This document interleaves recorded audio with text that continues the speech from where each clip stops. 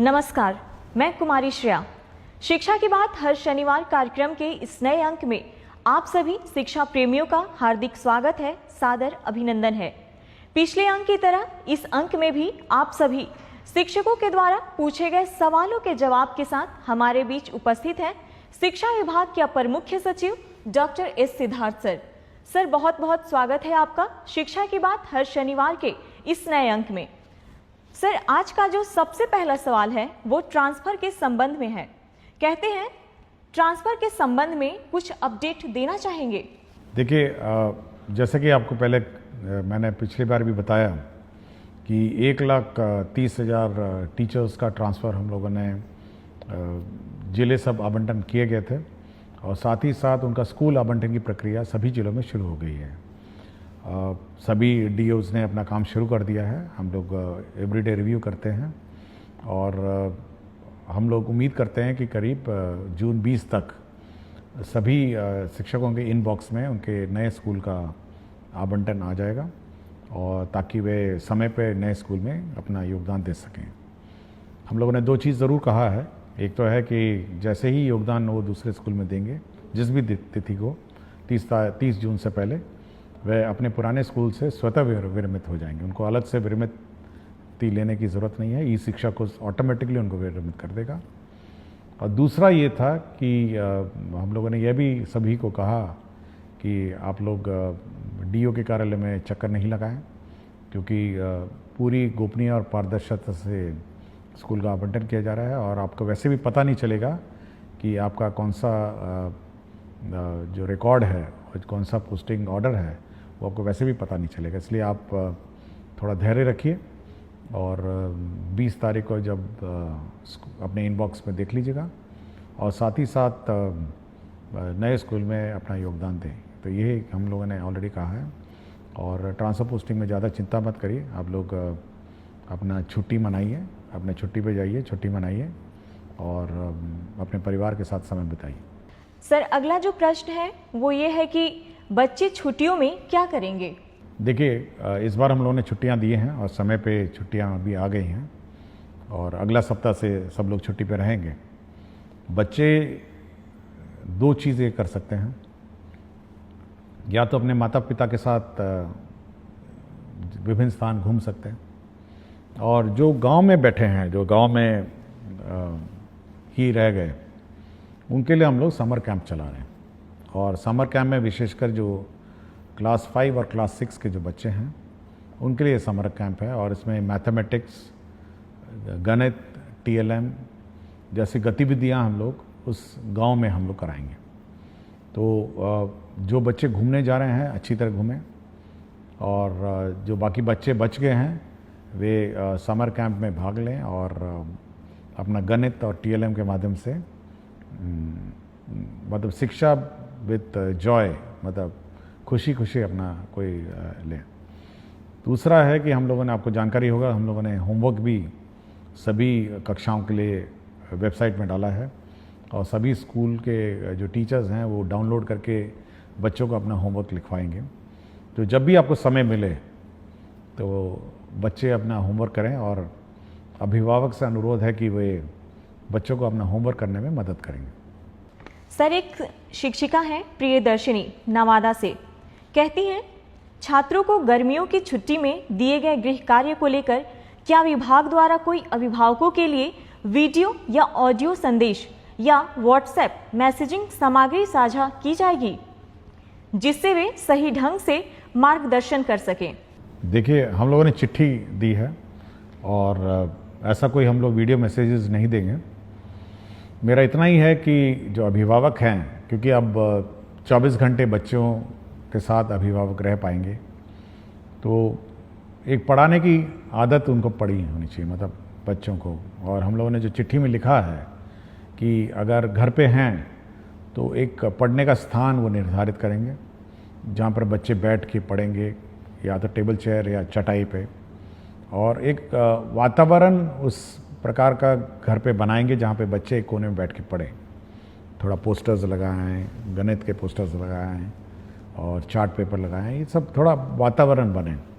तो जो बच्चे घर पे हैं, हम चाहते हैं कि एक पढ़ने की ललक माता पिताओं के साथ बैठ के हो उसकी, और ये लर्निंग प्रोसेस जो है उसको और रुचिकर बनाने की कोशिश करें, ताकि जब वे स्कूल में बाद में आएँ तो एक पढ़ने की ललक उसमें हो और एक पढ़ने की आदत हो, और बच्चे खेलें कूदें। मतलब छुट्टी का समय है, बरसात भी आई गई है, तो बच्चे अपना खुशी मनाएंगे। और जो बच्चे माता पिताओं के साथ घूमने गए हैं तो अपने जहाँ जहाँ स्थल गए हैं वहाँ पे लर्न करेंगे और सीखेंगे। हम लोगों ने होमवर्क भी इसी प्रकार दिया है कि जब आप बाहर जाएंगे तो किस प्रकार के गतिविधि और किस प्रकार की चीज़ें ऑब्ज़र्व करेंगे और उसका आप रूपरेखा अपने होमवर्क में लिखेंगे। तो जब लौटेंगे तो आपका होमवर्क टीचर देखेंगे, चेक करेंगे, और आपने क्या आनंद और क्या आपने खेल कूद किया है इसके बारे में पूछेंगे। तो ये खुशी का माहौल होना चाहिए माता पिताओं के साथ, टीचर्स के साथ, अब बच्चों के साथ, कि वे छुट्टी मनाएं। सर अगला प्रश्न है कि नमस्कार सर मैं एक डाइट व्याख्याता हूँ। सर हम लोगों की छुट्टी से संबंधित अक्सर अलग अलग आदेश निकाले जाते हैं और उस आदेश के तहत हम लोगों को आर्थिक, शारीरिक के साथ साथ पारिवारिक समस्याओं का सामना करना पड़ रहा है। जैसे 3 दिन से अधिक की छुट्टी प्राचार्य स्तर से नहीं बल्कि निदेशक महोदय के स्तर से होगी। सर हम लोग मानसिक उत्पीड़न से गुजर रहे हैं, कृपया समाधान करने की कृपा करें। देखिए, अभी कुछ दिन पहले जो SCRT के डायरेक्टर ने पूछा कि सर स्कूलों में तो बंद है, क्या हम लोग ट्रेनिंग समर वेकेशन में कराएं नहीं कराएं। तो मैंने उनसे स्पष्ट कहा कि जब सब स्कूल बंद हैं, सब टीचर्स बाहर हैं, तो आप किस चीज़ का ट्रेनिंग कराएंगे। तो मेरे ख्याल से हम लोगों ने मना कर दिया, भाई जब टीचर्स ट्रेनिंग छुट्टी पे हैं तो डाइट उसके दौरान नहीं होगी। दूसरा है, हम लोग का ये विचार है कि जो छुट्टियां हैं वो सब ऑनलाइन ली जाए और प्रक्रिया भी ऑनलाइन हो।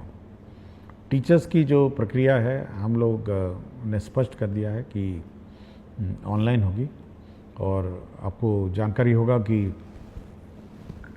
कुछ ही दिन पहले हम लोगों ने एक गाइडलाइन इशू किया है जिसमें स्पष्ट किया है कि किस प्रकार की छुट्टी कौन स्वीकृत करेगा और कितने दिनों में स्वीकृत करेगा। तो छुट्टियां स्वीकृति में स्पष्टता होनी चाहिए, ये हम लोग का मत है। टीचर्स के लिए हम लोगों ने कर दिया है, तो डाइट के लिए भी हम कर देंगे। सर अगला सवाल कुमारी निधि प्राथमिक विद्यालय सुहाग किशनगंज से करती हैं। कहती हैं, एसीए सर को मेरा प्रणाम। महोदय, मेरे विद्यालय में शून्य निवेश पर एक निपुण बाल मंच कोना बनाया गया है जिसमें बच्चे अपने मन की करते हैं और अपने द्वारा लिखी हुई कविताएं, कहानियां, अपने द्वारा हस्त निर्मित वस्तुएं और जो भी उन्हें मन करता है वह वहां पर बनाकर प्रदर्शित करते हैं। क्या ऐसा निपुण बाल मंच कोना हर विद्यालय के लिए तैयार किया जा सकता है? महोदय, यह बच्चों के लिए काफ़ी रोचक, उत्साहवर्धक और रचनात्मक रहेगा। धन्यवाद। देखिए, मैं इस निपुण बाल मंच को देखना चाहूँगा क्योंकि अब तो छुट्टियाँ हैं, तो जब भी खुलेगी तो मैं ज़रूर इस निपुण बाल मंच को देखना चाहूँगा। और मेरा अपना मानना है कि जो बच्चे अपने स्वतंत्र और स्वच्छ भाव से जब कोई भी चीज़ की रचना करते हैं तो वह उत्कृष्ट होती है, और अपने जो भावनाओं का जो प्रकटीकरण है वो मतलब बिल्कुल स्वतंत्र रूप में जब करते हैं तो बिल्कुल उच्च कोटि का होता है। तो सभी स्कूलों को यह उम्मीद और कोशिश होनी चाहिए कि बच्चों की जो भावनाएं हैं, बच्चों का जो हुनर है, उसको प्रकट करने का मौका देना चाहिए। और मैं ज़रूर इस विद्यालय में इस मंच को देखना चाहूँगा जब भी मुझे समय मिलेगा। सर अगला सवाल, मैं एक भुक्तभोगी डाइट व्याख्याता हूँ। सर मुझे जानना है कि एक शिक्षक या व्याख्याता कितने घंटे तक बिना थके पूरी ऊर्जा के साथ पठन पाठन का कार्य निर्बाध रूप से जारी रख सकते हैं। सर हम लोग सुबह 8 बजे से प्रशिक्षण शुरू करते हैं और 6:30 तक ये चलता रहता है। सर विगत कुछ वर्षों से इस तरह का थकाऊ, उबाऊ और नीरस प्रशिक्षण देते देते हम लोग ऊर्जा विहीन हो चुके हैं। कृपया मार्गदर्शन देने की कृपया करें।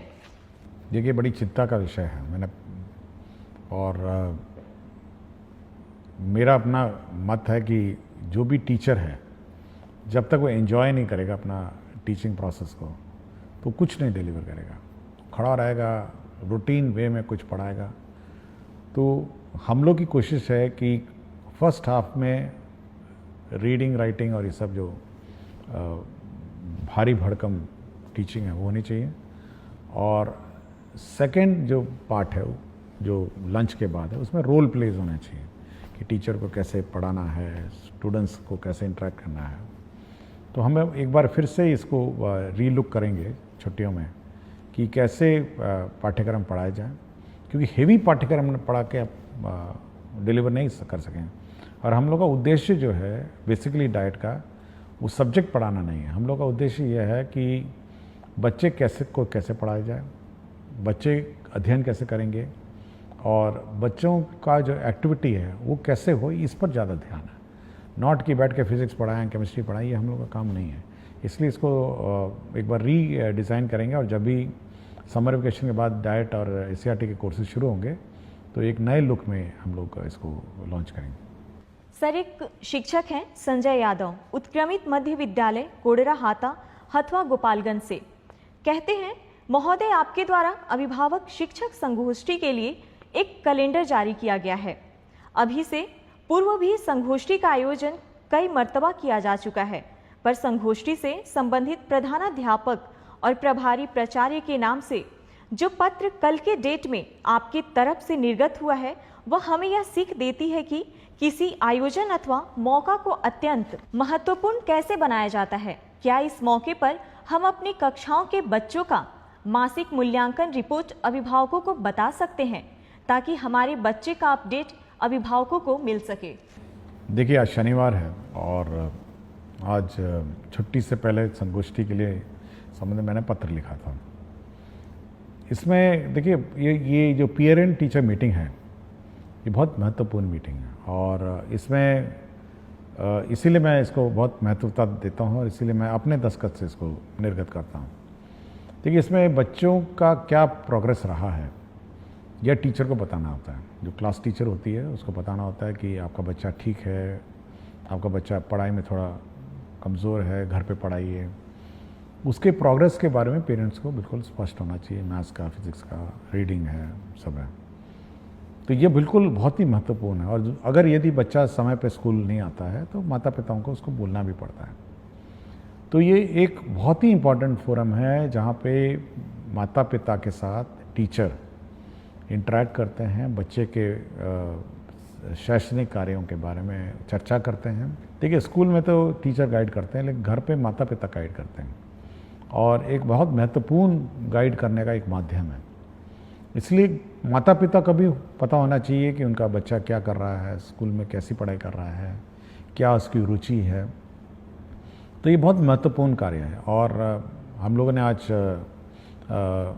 जो लास्ट पेरेंट टीचर मीटिंग है छुट्टी से पहले, वह इसीलिए किया कि बच्चों को पता होना चाहिए कि स्कूल ने उनको होमवर्क दिया। हो सकता है माता पिता को नहीं पता चले कि आज होमवर्क भी दिया है, या पेरेंट्स को क्या करना है, समर कैंप के बारे में वो जानकारी देंगे, और पेरेंट्स को क्या छुट्टियों में बच्चों के साथ करना है, इसके बारे में गाइड करने के लिए ही आज जो पेरेंट टीचर मीटिंग का आयोजन किया जा रहा है। तो वो इसी का महत्वपूर्ण एक अंश है। सर, अगला सवाल रवि शंकर दास, यूएमएस खरुधा प्रखंड, ठाकुरगंज, जिला किशनगंज से करते हैं। आदरणीय एससीए सर, हमारे विद्यालयों में प्रत्येक शनिवार को जिस प्रकार बैकलेस सैटरडे में विभिन्न प्रकार के एक्टिविटीज को शामिल किया गया है, उसमें योग को भी समाहित करने की कृपा की जाए, जिससे हमारे बच्चों को योग का लाभ प्राप्त हो सके। देखिए, बैकलेस सैटरडे में कुछ तो हम लोग फिक्स्ड आइटम्स हैं, कुछ तो हम लोगों ने ये जारी कर दिया है, और आप वेबसाइट में नया बैकलेस सैटरडे के गाइडलाइंस देख सकेंगे। इसके अलावा स्कूल पर ये हम लोगों ने छूट दी है कि योग करें या जो भी सिखाना चाहे, क्योंकि अगर हम लोग कंपलसरी कर देंगे, यह संभावना है कि वहाँ लोकल टीचर नहीं मिलेंगे। तो यह स्कूल पे छोड़ दिया गया है कि इसके अतिरिक्त जो करना चाहें और जो एक्टिविटी करना चाहें तो वो कर सकते हैं। और योग बहुत अच्छी बात है, और बहुत सारे स्कूल कराते भी हैं। तो बैकलेस सैटरडे में बिल्कुल फ्रीडम है, जो करिकुलम है उसके अतिरिक्त है। डिज़ास्टर पे बात होती है, संगीत के बारे में बात होती है, स्पोर्ट्स के बारे में बात होती है, और बच्चे को जो की चीज़ रुचि और जो क्यूरोसिटी है उसके बारे में बात होती है। इसलिए हम लोग बिल्कुल छूट दी हुई है, ये बिल्कुल टाइड अप सैटरडे नहीं है कि यही करना है और इसी पर काम करना। सर, एक शिक्षिका है बेबी कुमारी गोनवा पोवारी उच्च विद्यालय से, कहती हैं सर क्या हर महीने होने वाली अभिभावक शिक्षक संगोष्ठी के लिए कोई एकीकृत रिपोर्टिंग प्रारूप या पोर्टल विभाग उपलब्ध कराएगा जिससे सभी विद्यालय एक समान रूप से रिपोर्ट भेज सके? देखिए, इतना रिपोर्ट अगर आने लग जाए तो हम लोग का तो विभाग बिल्कुल का सर चकरा जाएगा, और ज़्यादा रिपोर्ट हम लोग को चाहिए भी नहीं। हम लोग देखिए, हम लोग ये उम्मीद करते हैं कि अभिभावक और जो शिक्षकगण उस स्थानीय स्तर पर समस्याओं का समाधान करेंगे, स्थानीय स्तर पर अपना हल निकालेंगे। अब हर चीज़ हम रिपोर्ट लेके, हर चीज़ हम अगर इकट्ठा करने लगे तो उसका कोई हल हम नहीं निकाल पाएंगे। हाँ, फीडबैक अगर आपके पास है कोई संगोष्ठी के बारे में कि कैसे अच्छा करना है या उसमें सुधार करना है, तब तो बात सही है, लेकिन हर चीज़ का रिपोर्ट हम नहीं ले सकते ना। ये हम चाहते हैं कि पेरेंट और स्टूडेंट और टीचर आपस में स्थानीय स्तर पर विचार करें और मामले का समाधान निकालें। सर, एक शिक्षिका है अंकिता दरभंगा से, कहती हैं सर कुछ स्कूलों में अभी भी कुछ बच्चों को अभ्यास पुस्तिकाएं नहीं मिली हैं, क्या इसके लिए एक तेज ट्रैक शिकायत निवारण प्रणाली बनाई जा सकती है जिससे हम संगोष्ठी से पहले यह सुनिश्चित कर सकें? देखिए, मैंने कहा था कि छुट्टियों से पहले सभी किताबें मिल जाएं, और अगर मिली नहीं तो मैं ऑब्वियसली संबंधित में कार्रवाई करूँगा। मैंने बहुत स्पष्ट कहा था, और ये कहा था कि बच्चे छुट्टियों से जाने से पहले किताब लेके जाएंगे और पढ़ेंगे। एक बार हम लोग रिव्यू करेंगे अभी, क्योंकि छुट्टियां हैं, कि किस किस को किताबें नहीं मिली और किस कारण से नहीं मिली। लेकिन ये यदि नहीं मिली है तो बड़ा चिंता का विषय है। मैं पहले भी बोल चुका हूँ, और पिछली बार भी मैंने कहा, एक बच्चे ने किताबों के बारे में चर्चा भी की थी, तो अगर नहीं मिली तो मैं इस पर एक बार समीक्षा करूँगा और देखेंगे, इसको कोई रिजॉल्व करने की कोशिश करूँगा।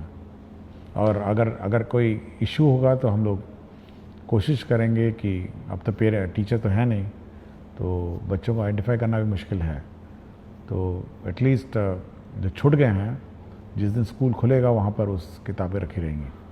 सर, अगला सवाल है, सर पीटीएम के लिए निर्गत पत्र अत्यंत शानदार है। आप तो सबसे बड़े पदाधिकारी हैं, हम शिक्षक तो पीटीएम अच्छे से ही करेंगे, पर शिक्षा विभाग के पदाधिकारी यदि विद्यालयों में पीटीएम को देख पाते तो निश्चित रूप से इसकी गुणवत्ता में बढ़ोतरी होती।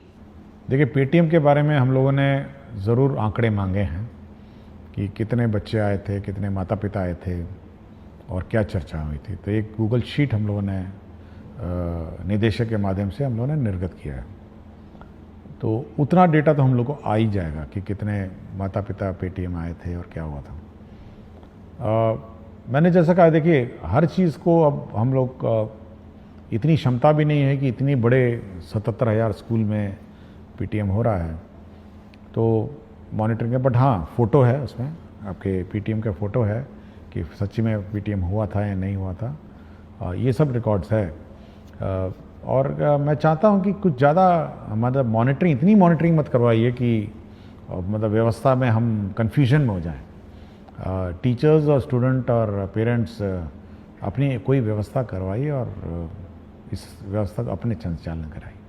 सर, अगला सवाल आशीष कुमार विद्यालय प्राथमिक विद्यालय तिरसकुंड जिला अररिया से, कहते हैं सरकारी विद्यालय में विद्यालय अभिभावक गोष्ठी एक बहुत ही सकारात्मक पहल है। जिस प्रकार टीचर ऑफ द मंथ का पुरस्कार विभाग द्वारा दिया जाता है, विद्यालय भी हर गोष्ठी में एक बेस्ट परफॉर्मेंस देने वाले बच्चों के अभिभावक को सम्मानित करे और वर्ष के अंत में सभी गोष्ठी में सबसे अधिक सक्रिय अभिभावक को सम्मानित करे तो इस कार्यक्रम में और अधिक सक्रियता बढ़ सकती है। देखिए, हर स्कूल का अपना विद्यालय संचालन समिति है और हम चाहेंगे कि उस विद्यालय संचालन समिति है, जो कमिटी है, उसमें जो अभिभावक हैं वही सदस्य रहते हैं और थोड़ा बढ़ चढ़ कर अपना योगदान देंगे। हम लोगों ने टीचर्स ऑफ द मंथ का कॉन्सेप्ट लाए थे कि हर टीचर को हम लोग पुरस्कृत मेरे दस्तखत से जाता है। स्टूडेंट को भी हम लोग अवार्ड करते हैं कि स्टूडेंट ऑफ द वीक के। ये होना चाहिए कि जब भी अब पेटीएम होता है वहाँ पर उस पेरेंट्स के सामने इस बच्चे को पुरस्कृत करिए कि ये one of the best student है। इससे दो कारण हो सकते हैं। एक तो जो अभिभावक हैं वो प्राउड फील करेंगे, देखिए मेरे बेटे को स्टूडेंट ऑफ द वीक या 15 दिन में जो भी है अपना फोर्टनाइट है इसको पुरस्कार मिला। और दूसरे जो अभिभावक हैं उनको ये प्रेरणा होगी कि भाई मेरा बच्चा भी अच्छा परफॉर्म करे। तो ये बहुत ही इम्पोर्टेंट फोरम है कि उस फोरम पर के सामने आप ये पुरस्कार देंगे तो ये एक अच्छी बात होगी। मतलब ये कि उस पेरेंट्स के सामने सभी पेरेंट बैठे हुए हैं तो बच्चों को पुरस्कृत की जाए। सर, आज का आखिरी सवाल। सुहानी कुमारी वर्ग 7वीं कन्या मध्य विद्यालय अमला की छात्र हैं। कहती हैं, सर मुझे सारी किताबें मिल गई है, उसके लिए सर का धन्यवाद। पर मेरे मन में एक प्रश्न है कि आपके बहुत सारे फोटो हम देखे हैं और सभी में आप वाइट शर्ट पहनते हैं, तो क्या इसके पीछे कोई राज है? सर, हम बच्चे जानना चाहते हैं। देखिए, पिछली बार आपने प्रश्न उठाया था आपकी किताबों के बारे में, तो अच्छी बात है किताबें मिल गई हैं। और एक और प्रश्न भी था कि सुपौल में एक स्कूल था जो नया बना हुआ था और उसका संचालन नहीं हो रहा था, वो भी शुरू हो गया था मंडे को, वो भी शुरू हो गया। तो जो भी प्रश्न पिछले बार इश्यूज़ उठे थे उनका समाधान हो गया है। जहाँ तक वाइट शर्ट की बात है, देखिए इसकी दो कारण हैं। देखिए हर स्कूल का अपना यूनिफॉर्म होता है, उसका ये कारण होता है कि सभी बच्चे मतलब एक तरह दिखते हैं, मतलब नीले कमीज़ों में दिखते हैं। और दूसरा, उनको उस कमीज़ पे ज़्यादा ध्यान नहीं देना है। मतलब जब स्कूल के लिए तैयार होकर आते हैं तो एक ही कमीज़ है, मतलब नीली कमीज़ पहननी है, नीली पैंट पहननी है या निकर पहनना है। और उसी प्रकार मेरा भी जो कबर्ड है उसमें ऑफिस के लिए जब तैयार होता हूँ तो केवल दो ही प्रकार के कपड़े हैं, वाइट कमीज़ें हैं और ब्लैक पैंट है। तो मुझे ध्यान और मुझे दिमाग नहीं लगाना पड़ता है कि आज सुबह ऑफिस में क्या पहन के जाऊंगा। उसी वाइट में से एक शर्ट उठाता हूँ, उसी ब्लैक पैंट में पैंट पहनता हूँ और मुझे अपने मन में और मस्तिष्क में तनाव नहीं रहता है।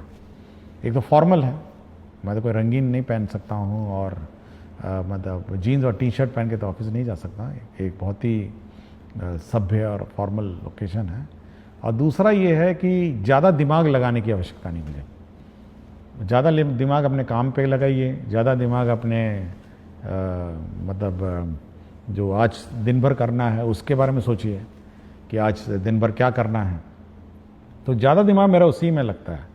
और जब मैं नहाता हूँ तब सोचता हूँ कि आज दिन भर का क्या काम है, उसको रिवाइज़ करता हूँ कि ऑफिस जाऊँगा तो ये करूँगा, फिर 11 बजे ये करूँगा, 12 बजे ये करूँगा, 12:30 इन लोगों को मैंने समय दिया है और 1 बजे 1:30 बजे मैं खाना खाने आऊँगा, फिर 3 बजे ये करूँगा। तो पूरा रिवाइज़ होता है, एक पूरा प्रक्रिया। जब मैं तैयार हो रहा था तो पूरा मेरा दिनचर्या बिल्कुल रिवाइज़ होता है, मेरे दिमाग में बैठा रहता है। मुझे कभी भी एंगेजमेंट पैड देखने की ज़रूरत नहीं है कि आज दिन भर मुझे क्या करना है। और पूरा कंठस्थ याद रहता है कि शाम 7 बजे 8 बजे आज किसी की शादी में जाना है, आज किसी के सालगिरह में जाना है, ये भी नपा तुला रहता है।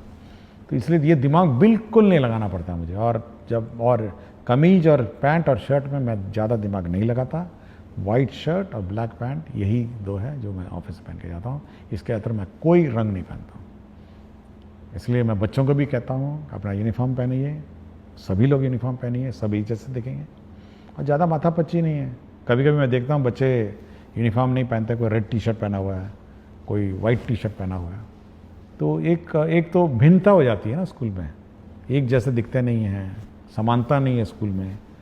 और अगर हम लोग छोड़ दें बिना यूनिफॉर्म के तो आप सोचते हैं कि जो अमीर बच्चा है वो अमीर बच्चे की तरह ड्रेस करने लग जाएगा, जो गरीब बच्चा है वो गरीब की तरह ड्रेस करने लगेगा। एक कंपटीशन और प्रतिस्पर्धा हो जाएगी कि देखिए वो बहुत अच्छा पहन के आई है, वो बहुत अच्छा पहन के आया है, हम भी पहनेंगे।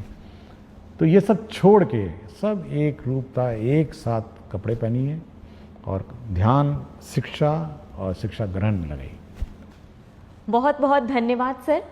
शिक्षा की बात हर शनिवार कार्यक्रम के अगले सप्ताह में आप सभी शिक्षकों और बच्चों के प्रश्नों के साथ फिर से मिलेंगे। धन्यवाद।